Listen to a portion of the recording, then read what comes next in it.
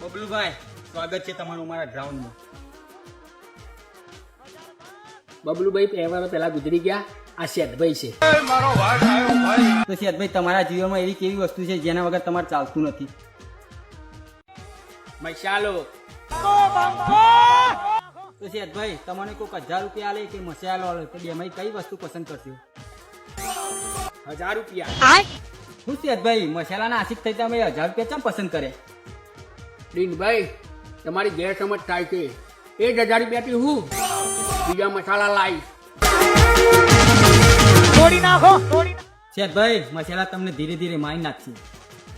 આપણે ક્યાં ઉતાવળ છે? લ્યો, બનાવો મસાલો. તો શેઠભાઈ, આટલા બધા મસાલા ખાવા પૈસા તમને કોણ આપે છે? બાકી લાવ. તો તમને આટલું બધું બાકી કોણ આપે છે? આ એરિયામાં કોઈની તાકાત છે? આ શેઠભાઈને બાકી ના આપે. તો શેઠભાઈ, આ બે માણસો સ્પેશિયલ મસાલા બનાવવા. ચોથી આવ્યો મારા ગ્રાઉન્ડમાં. એ કેમેરો બંધ કર. એ સ્વાદ હોય છે, ઉભો રે. મસાલા લેવા જલ્દી લઈને આ જા. અલગારી છીએ અમે અમારી અદા છે.